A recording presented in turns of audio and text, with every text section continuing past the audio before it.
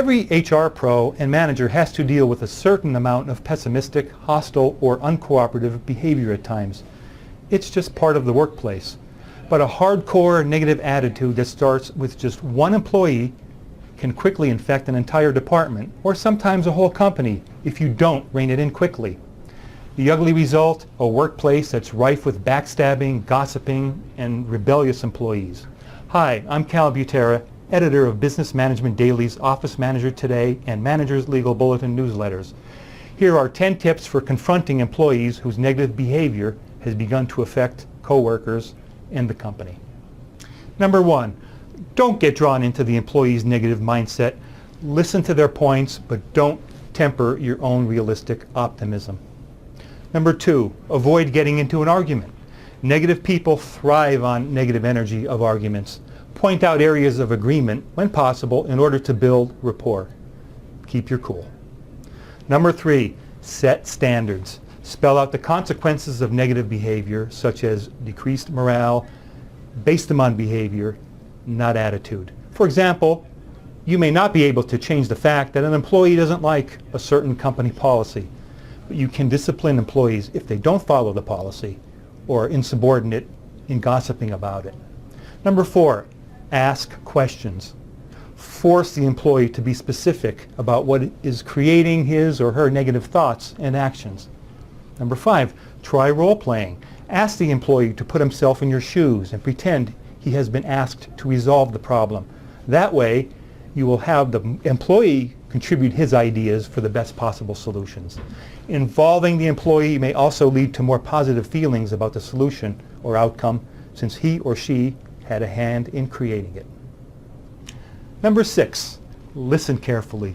Use active listening to ensure that you're understanding the employee correctly. Number 7, don't lower your expectations of them. A negative attitude doesn't necessarily mean a poor performer. Number 8, empower your employees. Stop the victim mentality from forming. Allow the employees to take responsibility for good events so they can make them happen again, and for the bad events so they have the power to change them in the future. Number 9, solicit feedback. Always ask for employees' opinions before making major decisions that will affect them. The more you listen to your employees and take an active interest in their concerns, the less likely they will be to complain to each other. Number 10, the most important one, hire right. Identify negative people before they're hired. During the interview, listen for feelings that life isn't fair in response to questions like, have you ever felt you've been treated unfairly in the past? What were your chief concerns about management in your previous jobs? And what would you have changed if you were the manager at your last job? Along with those 10 tips, here are 4 things you should never do in your effort to stop negativity from wrecking your workplace.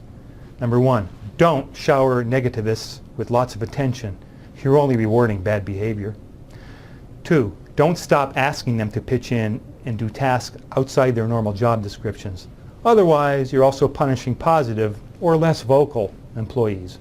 Number 3, don't correct them less often in order to avoid dealing with the attitude. Employees can't be expected to change for the better if they're not asked to. Number 4, don't allow employees to get bored or complacent. A negative attitude develops easily when there's nothing to look forward to. Remember, negativity is something that must be nipped in the bud. Left unchecked, it could sour your workplace and ultimately damage the business. I'm Cal Butera. Thank you for listening.